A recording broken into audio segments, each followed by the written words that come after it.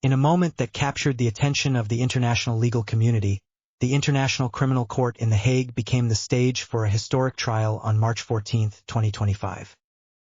An 80-year-old former president of the Philippines, Rodrigo Duterte, appeared via video feed to face charges for crimes against humanity. For the first time in the court's long history, a former head of state from Asia stood accused before an assembly of judges, a panel composed of 3 women whose measured voices announced each charge with deliberate gravity.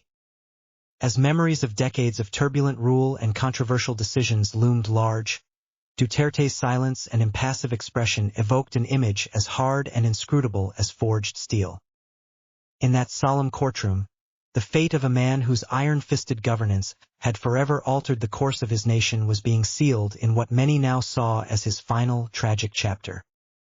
Born in March 1945 in Mason, Leyte, Rodrigo Duterte's origins were as unassuming as they were complex. His early life, set against the backdrop of a country on the cusp of change, bore little resemblance to the turbulent narrative he would later write as a national leader. Although many closely associate Duterte with the sprawling urban landscape of Davao City, his beginnings lay far from its modern chaos. Instead, his roots were entwined with the history of the Visayas region, whose cultural diversity and historical upheavals would shape the man he became. Duterte's father, Vicente Duterte, was a man defined by ambition and legal prowess. Not originally a native of Davao, Vicente had built his early career in the challenging environment of a nation transitioning from American colonial rule to full independence. In 1946, as the promise of freedom began to take shape and colonial administrators left the Philippines, opportunities arose in regions that were desperate for skilled public servants. Vicente, despite the personal complications of being born out of wedlock and facing familial divisions, embraced the emerging chance to serve a nascent nation. Leaving behind the more established centers of power in Cebu, he ventured to the remote outskirts of Mindanao, accepting a position as a prosecutor in Davao City. It was here, in this frontier town marked by its rough-hewn justice and multicultural tapestry, that the seeds of Duterte's future would be sown. Around the same time, Vicente's life took an unexpected turn when he met Soledad Gonzalez Roa. Despite the vast differences in their backgrounds, their union was driven not solely by ambition but by genuine affection. Soledad's family, influential in Leyte though not offering the promise of a new start, saw in the opportunity of relocation a chance to secure a better future. Their marriage would eventually give rise to Rodrigo Duterte. This blend of cultural influences, combined with the challenging environment of early Davao, set the stage for a life that would later straddle the line between brutal pragmatism and an unexpected quest for reform. The streets of Davao in those early years were far from placid. Rather than the tranquil provincial life one might imagine, the region was a melting pot where diverse cultures clashed and mingled. Indigenous Moro groups, settlers from the Tagalog heartlands, expatriates from distant lands such as Japan and India, and other communities coexisted amid the persistent struggle for order. Into this volatile environment entered young Duterte, a boy whose reputation for unruly behavior began to form early on. Even as a teenager, he was known for his rebellious spirited defiant streak that saw him engage in brawls and violent altercations. One notorious incident from his youth involved a fatal stabbing, a moment that, while excused by some as reckless youthful misadventure, hinted at the explosive blend of brute force and unorthodox resolve that would later come to define his rule. Deeply concerned by his son's behavior, Vicente recognized that the turbulent surroundings of Davao could lead to a life defined by unbridled aggression. With a firm resolve born of both paternal worry and political necessity, he arranged for Rodrigo to change his educational environment, hoping that a new school away from the notorious backstreets would set him on a more disciplined path. This decision proved transformative. The change in scenery allowed young Duterte to focus on his studies, and soon his natural aptitude began to shine. Not only did he excel academically, but he also discovered a passion for literature and the law. His dedication paid off. He earned honors in both fields and eventually passed the bar exam, marking his formal entry into the legal profession. Yet, beneath the layers of academic success and newfound decorum, the simmering fire of his former self, one that reveled in physical altercations and raw defiance, remained as an undercurrent that would later influence his approach to governance. By 1969, the young lawyer returned to Davao, armed with education and an emerging sense of purpose. In a city struggling with lawlessness and rampant criminality, his legal expertise quickly found practical applications. With his father's influence still resonating in the political corridors of the region, Duterte was soon offered a prestigious role as a legal advisor in the city's prosecutor's office. His responsibilities grew rapidly, eventually including delicate negotiations with insurgent groups such as the New People's Army, which had its roots in the revolutionary ideas of José María Sison. These early encounters exposed him to radical ideologies and the notion that, in a society overwhelmed by corruption and chaos, traditional legal and bureaucratic methods might be too slow or insufficient to restore order. Over the course of the next decade, Duterte's career in Davao soared. He climbed the ranks from assistant to deputy, and finally to chief prosecutor of the city, demonstrating a keen sense of strategy and an unyielding drive. His rapid ascent, however, was not without its limitations. Despite the advantages afforded by his family connections and early achievements, Duterte found himself constrained by the entrenched political networks that still dominated Davao. The upper echelons of the city's political leadership were firmly in the hands of allies loyal to the regime of President Ferdinand Marcos. Yet, even as these established forces held sway, a turning point loomed on the horizon. The year 1986 brought a seismic shift in the country's political landscape. After decades of authoritarian rule, President Ferdinand Marcos was forced to flee, and Corazon Aquino stepped into the presidency with a mandate to cleanse the remnants of the old regime. In this climate of upheaval, many officials with connections to Marcos' administration found themselves facing uncertain futures. Despite these turbulent times, the network of familial alliances and political maneuvering managed to spare Vicente Duterte from the full brunt of the purges. Instead, the mantle of leadership passed to the younger Duterte, who was soon promoted to the role of acting mayor of Davao City, a post that, in a remarkable twist, would eventually become his permanent domain. The transformation of a troubled youth into a steadfast leader marked the beginning of a new era for a city long synonymous with lawlessness. Davao in the 1980s was a city at a crossroads. Rampant poverty, pervasive crime, and deep-seated ethnic tensions had transformed the metropolis into a notorious haven for criminal gangs and disorder. The traditional systems of law enforcement, overwhelmed and under-resourced, could no longer cope with the chaos that had become the norm. Into this vacuum stepped Duterte, a former lawyer with a reputation for both legal acumen and a willingness to employ force. His appointment as mayor was not merely a political inevitability but a necessity dictated by the desperate needs of the people. Ordinary citizens, weary of the constant threat of violence and an ineffective justice system, looked to him as a beacon of hope amid the darkness. Almost immediately, Duterte set about instituting policies designed to restore order by any means necessary.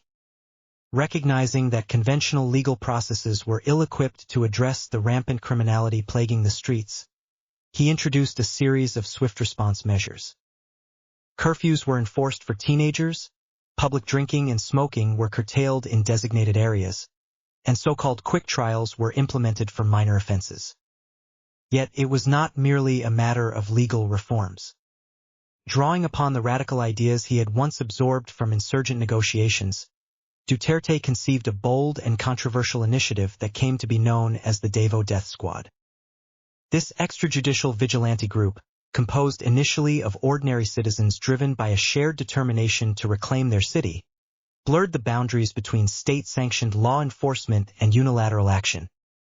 Empowered to act where police forces were stretched thin, these squads operated under a mandate that allowed them to dispense immediate and often brutal justice. Images of Duterte himself clad in a leather jacket, astride a motorcycle, armed with a handgun became emblematic of his hands-on approach, evoking the larger-than-life anti-hero personas of 1980s action films. His justification was simple and unyielding in a city as turbulent as Davao. Waiting for the slow wheels of the legal system could cost lives. For many residents, the transformation was palpable. The streets, once notorious for the unchecked violence of gangs and criminal enterprises, began to experience a semblance of order. In the short term, Duterte's policies appeared to deliver on their promise, and his popularity soared among those who longed for a return to stability even as the human cost of his methods steadily mounted. The success of his approach in Davao laid the groundwork for Duterte's eventual leap to national prominence. By the mid-2010s, growing dissatisfaction with the status quo in the Philippines created a fertile environment for change. Campaigning on a platform that promised to extend his unique brand of governance to the entire nation, Duterte's rhetoric was as uncompromising as it was provocative. In one of the most memorable moments of his political career, during a televised debate on February 21, 2016, he starkly proclaimed that human rights would be sacrificed if necessary.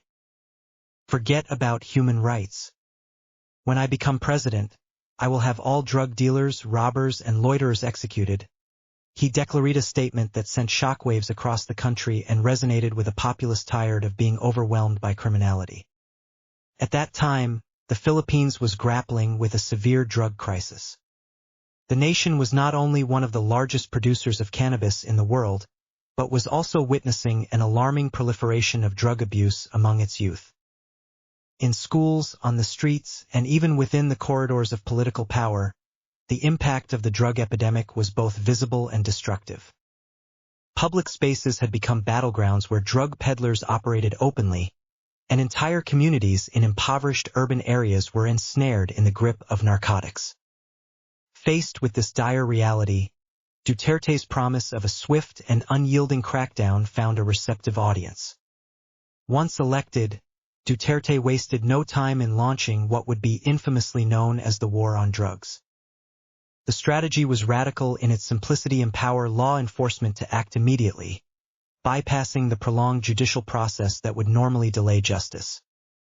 Under this policy, drug dealers and users were subject to summary execution, a measure that, while yielding rapid results, also led to widespread extrajudicial killings. An unusual incentive system was put in place. Law enforcement officers could receive bonuses as high as 600,000 Philippine pesos for taking down major drug lords. The policy even went so far as to legalize a form of vigilantism, authorizing ordinary citizens who witnessed drug transactions to intervene, sometimes with lethal force, in exchange for monetary rewards. The consequences of this approach transformed the nation into a battleground. In many urban areas marked by poverty, young men found themselves recruited overnight as bounty hunters, while established criminals, once insulated by corruption and impunity, suddenly became targets. In 2017, the arrest of nearly 87,000 drug suspects, the investigation of high-ranking officials for corruption, and the seizure of billions of pesos worth of narcotics underscored the aggressive nature of Duterte's policy. Yet the price was steep. The same measures that brought a measure of security also led to indiscriminate violence. Reports of dismembered bodies, public displays of brutality, and the tragic loss of innocent lives became recurring headlines. Critics quickly likened these practices to state-sanctioned vigilantism, arguing that they eroded the foundational principles of due process and the presumption of innocence. Beyond the immediate impact on public safety, the war on drugs sent ripples throughout every facet of Filipino society. The criminal justice system, already under strain, buckled under the sheer volume of cases and the mounting pressures of rapid, summary justice. Prisons overflowed with drug offenders, many of whom surrendered not out of remorse but because the alternative was a fate meted out in the streets. Even as law enforcement claimed victories against drug cartels, the collateral damage, families torn apart, communities gripped by fear, sparked a fierce debate over the true cost of security. Duterte's tenure, however, was not limited to domestic policies. His actions and rhetoric sparked international controversies that reverberated far beyond the borders of the Philippines. His incendiary statements and unpredictable behavior drew scorn from human rights organizations and Western governments alike. In one particularly egregious instance, Duterte's crude instructions to security forces regarding the treatment of a female insurgent reduced human life to a mere object of disdain. On another occasion, his offhand dismissal of a tragic incident involving the rape and murder of a foreign missionary left many in shock. Such remarks, combined with the brutal methods of his extrajudicial squads, led to widespread international condemnation. By early 2018, mounting global pressure prompted the International Criminal Court to launch a preliminary investigation into his drug warrant investigation that symbolized the growing rift between his domestic popularity and the worldwide insistence on accountability. As the political landscape shifted, Duterte's influence continued to extend far beyond his role as mayor of Davao. His tenure on the national stage was marked by both bold reforms and contentious political maneuvering. The legacy of his family steeped in the traditions of dynastic politics played a significant role in his rise to power. Though his early life was mired in controversy and bouts of violent behavior, his transformation into a formidable political leader was facilitated by strategic alliances and a nuanced understanding of the nation's complex political fabric. One of the most intricate chapters in his political saga unfolded as the winds of change swept through the Philippines following the ouster of Marcos in 1986. Seizing the moment, Duterte's ascent to power was bolstered by the timely intervention of influential relatives and carefully constructed alliances. Under his father's patronage, he assumed the role of acting mayor of Davao, a position that not only provided him with administrative authority, but also allowed him to experiment with policies that would later define his career. Over more than 2 decades, his iron-fisted approach brought a dramatic transformation to a city once synonymous with chaos. Yet the very methods that garnered him popularity also sowed the seeds of future challenges, both legally and politically. In the lead-up to the 2021 presidential term, speculation about Duterte's intentions to extend his grip on power intensified. The strict constitutional limits meant that a direct extension of his rule was politically unfeasible, so he devised a strategy that would ensure the continuity of his political dynasty. In November 2021, an unexpected alliance was forged with the prominent Marcos Familia union of convenience and calculated power play that saw his daughter, Sara Duterte, positioned to run alongside Ferdinand Bongbong Marcos Jr. The arrangement was designed to eventually transfer power to Sara, securing the Duterte legacy long after his presidency had ended. However, the alliance soon revealed its fractures. Once in office, Marcos began to undermine the earlier promises, sidelining Sara by denying her the deputy presidency and even moving to impeach her on dubious charges. In response, Duterte released a scathing video in which he ridiculed his political adversary, threatening to expose incriminating evidence including footage linking the younger Marcos to drug-related activities. Even Sara Duterte herself issued warnings that underscored the perilous nature of the political landscapia realm where personal ambition collided head-on with state power, often with brutal finality.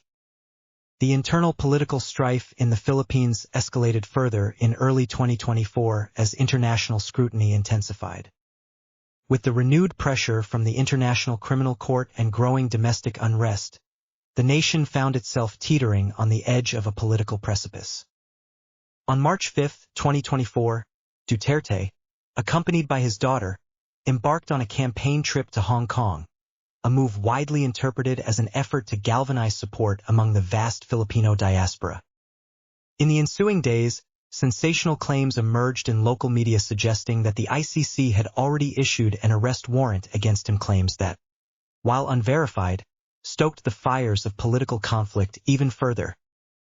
The tipping point came on the morning of March 11th, when thousands of police officers converged on Manila's International Airport. In a dramatic standoff, the government's top legal official, Richard Fagelin, delivered an official arrest warrant for Duterte. Captured on video, the scene was surreal. Duterte calmly, sipped a soft drink from a chair while engaging in a tense exchange with law enforcement officers. He challenged the legal basis of his arrest, arguing that procedural irregularities rendered the warrant invalid. Despite his protests, he was forcibly removed from the airport and placed on a government-controlled charter flight bound for The Hague. By March 12, upon landing in Rotterdam, he was transferred to a detention facility in The Hague, ushering in a new, ominous chapter of his life as the International Criminal Court commenced its hearing. The trial in The Hague became far more than a legal proceeding. It evolved into a global symbol of the clash between divergent worldviews. On one side were the staunch defenders of human rights and the rule of law, and on the other were those who believed that extraordinary circumstances sometimes demanded extraordinary measures. In a carefully recorded video shortly after his arrival, Duterte addressed his supporters with 3 succinct messages. He reassured them of his physical well-being, urged law enforcement officers to continue their duties despite the heavy burden now resting on their shoulders, and offered a final farewell to the Philippines, stating that every action he had taken was meant to benefit his country. For many Filipinos, these measured words encapsulated the paradox of a leader who had risen from the tumult of street brawls to embody both the promise of security and the cost of authoritarian governance. As the international trial unfolded, it sparked intense debate over fundamental issues, questions about the balance between effective governance and the preservation of human rights, about the moral cost of security, and about the legitimacy of extrajudicial measures in a modern society. Critics argued that Duterte's policies, though initially successful in curbing rampant criminality, had eroded the essential principles of due process and justice. Proponents, however, maintained that in a society gripped by chaos, swift and decisive action was sometimes the only viable solution. The trial itself became a microcosm of a global conversation, a forum where the age-old tension between state power and individual rights was dissected and debated. Beyond the courtroom, the ripple effects of Duterte's policies could be seen throughout the Philippines. His aggressive stance on drugs had reshaped the nation's criminal justice system, overburdening courts and filling prisons with those who had been caught in the crossfire of a policy that left little room for nuance. The country, once a symbol of democratic aspirations, found itself divided between those who hailed him as a hero who restored order and those who decried the human cost of his methods. In retrospect, the life and career of Rodrigo Duterte serve as a multifaceted case study on the complexities of governance in a society marred by historical inequities and institutional failure. His transformation from a rebellious youth notorious for street brawls to a formidable legal mind and eventually to a political leader who imposed order at any cost illustrates the volatile interplay between personal ambition, political necessity, and the unyielding demands of security. Duterte's staunchly pragmatic approach, his readiness to embrace controversial tactics, and his belief in the need for swift justice were all products of a reality where traditional institutions had failed to protect the vulnerable. His administration's reliance on extrajudicial methods, while temporarily effective in restoring public order, came at the cost of eroding the principles that underpin a just society. The repercussions of Duterte's policies extended far beyond his years in office. As the international community scrutinized the case at The Hague, debates emerged that touched on the very foundations of modern governance. Can a state truly achieve lasting stability by sidelining the rule of law? At what point does the pursuit of order compromise the very ideals that are meant to protect the rights of individuals? These questions, posed in the halls of international justice, resonated with policymakers and citizens alike, forcing a confrontation with the moral ambiguities inherent in the use of state power. Amid the internal strife and international condemnation, the Philippines found itself at a crossroads. The legacy of Duterte's tenure, marked by both significant improvements in public safety and grievous violations of human rights, became a subject of intense debate. On one side were those who saw in his methods a necessary evil, a pragmatic response to a society overwhelmed by chaos and corruption. On the other, critics decried the erosion of legal norms and the human cost of policies that bypassed the established judicial process. The debate was not abstract, it affected everyday lives, influencing the future trajectory of the nation and sparking a broader conversation about the balance between security and liberty. Even as the trial at The Hague continued, the domestic political landscape remained deeply divided. The Philippines, long accustomed to the ebb and flow of populist politics and dynastic maneuvering, now faced the stark reality of a leader whose actions would be judged on the international stage. The legacy of extrajudicial measures, the dismantling of checks and balances, and the painful memories of communities scarred by violence all served as a reminder that the quest for stability is often paved with difficult choices and profound sacrifices. In reflecting on the life and legacy of Rodrigo Duterte, it becomes evident that his story is a tapestry woven from threads of ambition, controversy, and the relentless pursuit of order. His early transformation from a disruptive youth to a respected legal figure laid the groundwork for a career defined by a willingness to confront chaos head-on. His policies in Davao, though brutal in their execution, brought immediate relief to communities long tormented by lawlessness. And his subsequent rise to national power, underpinned by radical rhetoric and a promise to eradicate the scourge of drugs, resonated with millions who believed that only decisive action could restore dignity and security in a fractured society. Yet, as the scales of justice continue to be weighed in international courts and public discourse, the enduring lesson of Duterte's era is that the pursuit of security through unorthodox measures carries with it a heavy price. The sacrifices made in the name of order, extrajudicial killings, the erosion of legal safeguards, and the deep social scars inflicted on communities remain a stark reminder that the path to stability is fraught with peril. The international trial, now unfolding with all its attendant drama and gravity, stands as a testament to the enduring conflict between the imperatives of state security and the inviolable principles of human rights. As the Philippines moves forward, its future remains uncertain, a nation still grappling with the legacy of a leader who, for better or worse, redefined the boundaries of power. The debates sparked by his policies continue to influence the political discourse, serving as a cautionary tale about the limits of authoritarian pragmatism in a world that increasingly values accountability and justice. The unfolding trial at The Hague may not resolve all the complex questions raised by his rule, but it serves as an enduring reminder that no leader, however resolute, is immune from the demands of history and the rule of law. In this context, the narrative of Rodrigo Duterte transcends a simple dichotomy of heroism versus villainy.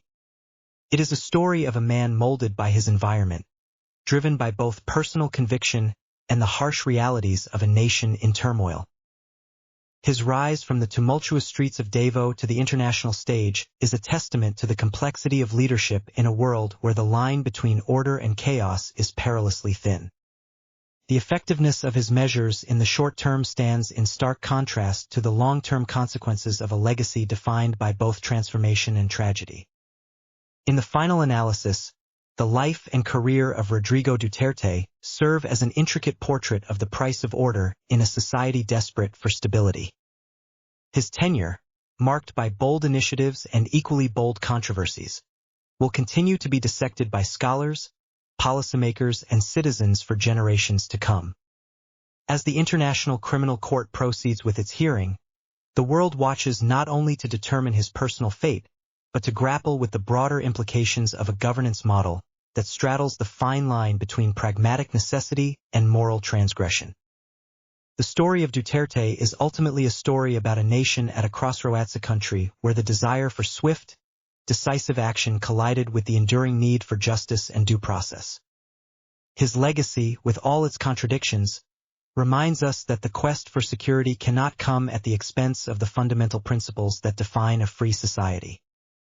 As the trial unfolds and the international community debates the balance between human rights and effective governance, the Philippines continues to navigate its uncertain future, shaped by the indelible mark of a leader whose methods, though effective in restoring order, exacted a heavy human and moral cost. In conclusion, the narrative of Rodrigo Duterte encapsulates the enduring tension between the imperatives of state security and the inviolable rights of the individual. His methods brought immediate improvements to public safety for many Filipinos, Yet they also compromised key legal and ethical standards, leaving a legacy that is as deeply contested as it is transformative. The trial at The Hague, now underway, stands as a profound reflection on the nature of accountability in governance, a testament to the fact that even the most determined leader must eventually answer for the choices made in the name of order. A measured evaluation of Duterte's career acknowledges that while his policies succeeded in quelling the rampant violence that once gripped the streets, they also left scars that may take generations to heal.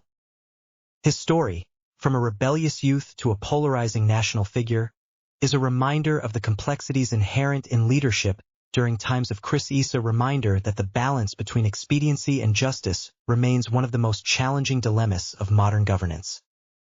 Ultimately, as the international legal proceedings continue and the domestic debate rages on, the legacy of Rodrigo Duterte will be defined not only by the immediate gains in public safety, but also by the long-term cost to human rights and the rule of law.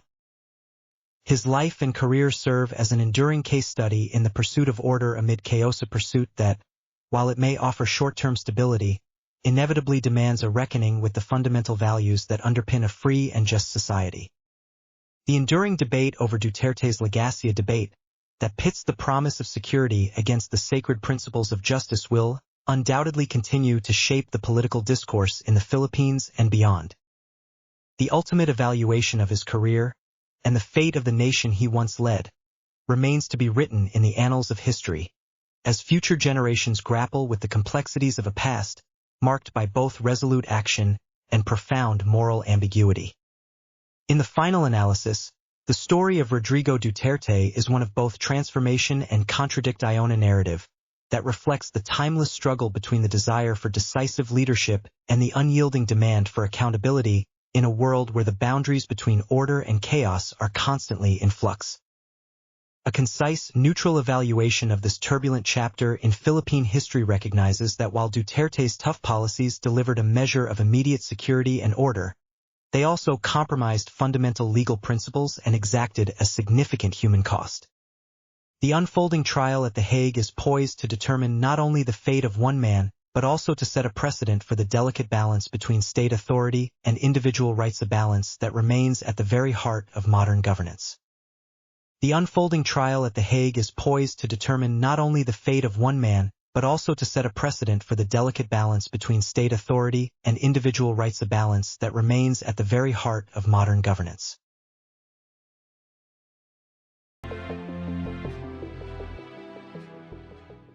If you enjoyed this video, please subscribe to our channel.